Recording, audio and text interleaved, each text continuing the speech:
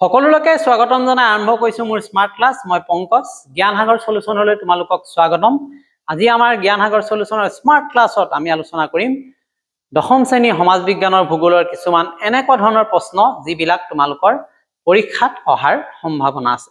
কাৰণ এইবাৰ নতুন সিলেবাস, নতুন বিষয়বস্তু, তোমালোকৰ নতুন ধৰণৰ প্ৰশ্ন আহিছিলে আৰু সকলোৱে সেই প্ৰশ্নসমূহৰ উত্তৰ কৰাত কিছু পৰিমাণে ব্যৰ্থ হৈছিলে। গতিকে তোমালোকে যাতে তেনেকুৱা সমস্যাৰ সন্মুখীন নোহোৱা, আজি আমাৰ এই ক্লাছত এনালাইটিকেল বেছ কিছুমান প্ৰশ্ন প্ৰস্তুত কৰি আনিছো যিবিলাক নতুন আমাৰ শিক্ষানীতিৰ ওপৰত প্ৰতিষ্ঠিত। গতিকে আহাচোন ছাত্ৰ ছাত্ৰীসকল, আমি যাওঁ পোনে পোনে আমাৰ স্মাৰ্ট ক্লাছলৈ।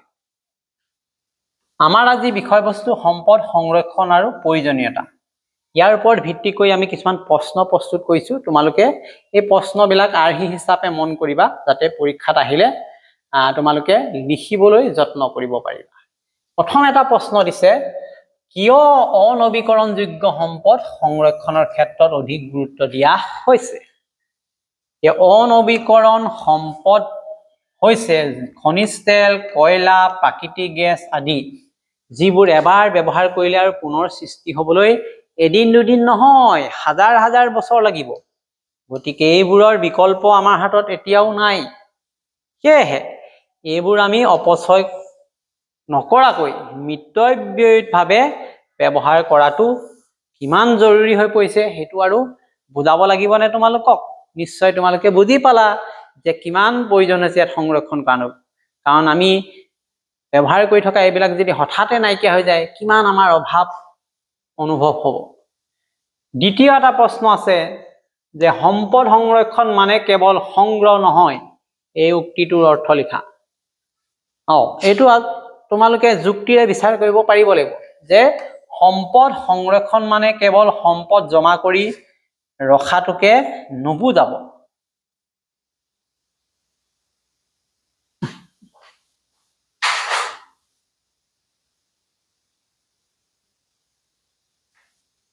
গতিকে আমি কি কৈ আছো যে সম্পদ সংৰক্ষণ মানে কেৱল সম্পদ জমা কৰা কথাটোকে নুবুজাব।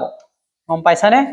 বৰঞ্চ এইবোৰৰ সঠিক পৰিকল্পনা, বৈজ্ঞানিক পদ্ধতি, সচেতন ব্যৱহাৰ মাধ্যমে পৰিৱেশক সহায়কভাৱে ব্যৱহাৰ কৰা কথাটোকহে সংৰক্ষণ বোলাইছে, এনেই জমা কৰি থলেও নহব।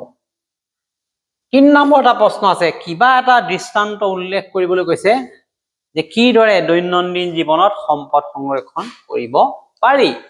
গতিকে এনেকুৱা ধৰণৰ প্ৰশ্নহে তোমালোকে পৰীক্ষাত লিখিব পাবা।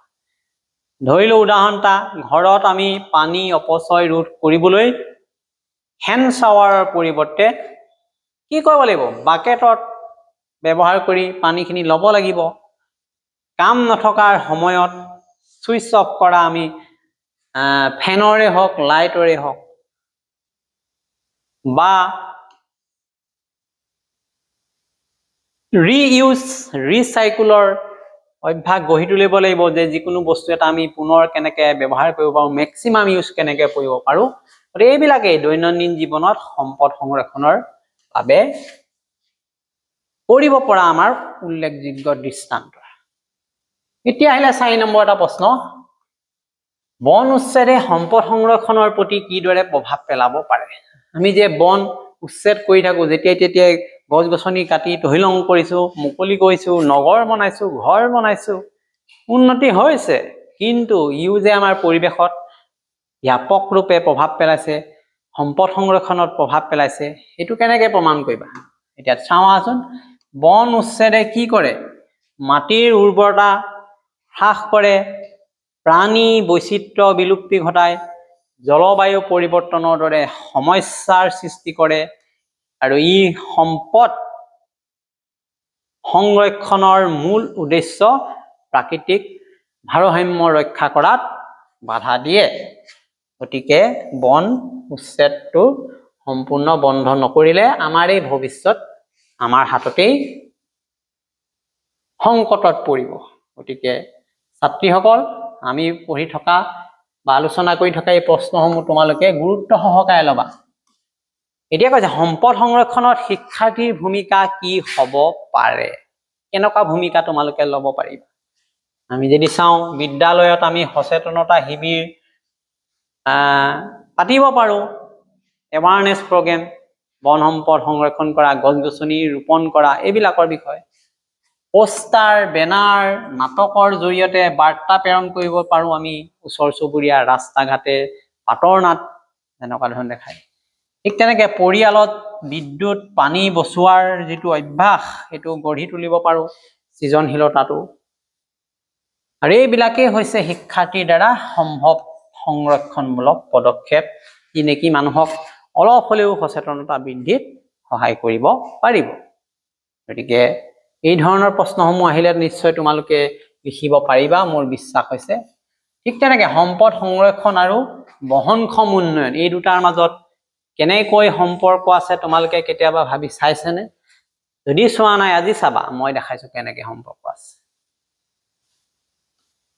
তুমি কোৱা কথাটো ঠিকে আছে বাৰু, সেইটো কথাই হয় বাৰু, মই বিশেষ ব্যাখ্যাটো কৰি দিছোঁ। চোৱা, সম্পদ সংৰক্ষণৰ জৰিয়তে আমি প্ৰাকৃতিক সম্পদৰ সজাগ বা সুনিশ্চিত কৰিব পাৰোঁ ব্যৱহাৰ, যাৰ দ্বাৰা ভৱিষ্যত প্ৰজন্মৰ প্ৰয়োজন পূৰণ কৰাৰ লগতে বৰ্তমান উন্নয়নৰ ধাৰা বজাই ৰাখিব পাৰি।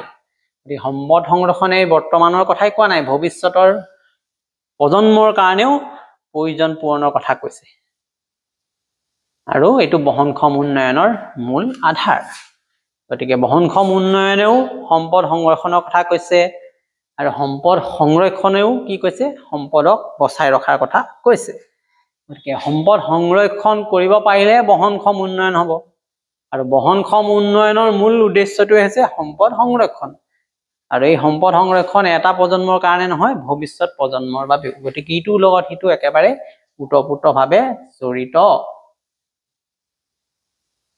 এতিয়া এটা প্ৰশ্ন দিছে, মাটিৰ সংৰক্ষণৰ বাবে গ্ৰহণযোগ্য দুটা পদ্ধতি লিখা। মাটিৰ সংৰক্ষণৰ বাবে পানীৰ অপচয় ৰোধ কৰি মাটি উৰ্বৰ কৰি ৰাখিব লাগিব আমি, এইটো মাইক্ৰ আণুবীক্ষণিক ব্যৱস্থা। আৰু ভালযুক্ত মাটিত পানী আৰু মাটিৰ ক্ষয় ৰোধ কৰা। গতিকে মৰমৰ ছাত্ৰ ছাত্ৰীসকল, আজি আমি খন্তেকতে 5-6টা প্ৰশ্ন এনেধৰণে আলোচনা কৰিলোঁ। ই এটা আৰ্হি তোমালোকৰ যে এনেকুৱা ধৰণৰ প্ৰশ্নও আহিব পাৰে পৰীক্ষাত। আমি কেৱল পাঠ্যপুথিৰ জ্ঞানটো ল'লেই নহ'ব, ব্যৱহাৰিক জ্ঞানটো ল'লেহে বা সেইবিলাকক প্ৰয়োগ কৰিব পাৰিলেহে আমাৰ মূল উদ্দেশ্য সফল হ'ব। গতিকে এনেকুৱা ধৰণৰ ভিডিঅ' পাই থাকিবলৈ হ'লে তোমালোকে মোৰ জ্ঞান সাগৰ সলিউশ্যন চেনেলটো ছাবস্ক্ৰাইব কৰিবা। পংকজ বৰা যিখন পেজ আছে ফেচবুকত, সেইখন ফ'ল' কৰিবা, আৰু লগতে ছাবস্ক্ৰাইব কৰাৰ লগতে কমেণ্ট কৰিবা, শ্বেয়াৰ কৰিবা, তোমালোকৰ বন্ধু বান্ধৱীৰ ওচৰত এই বিষয়ে ভাগ বতৰা কৰিবা, যাতে জ্ঞান লওঁতে তোমালোকৰ সহায় হয়। ঠিক আছে, তেনেহ'লে আৰু এটা নতুন ভিডিঅ' লৈ অহাৰ প্ৰতিশ্ৰুতিৰে আজিলৈ সামৰিছোঁ। ধন্যবাদ।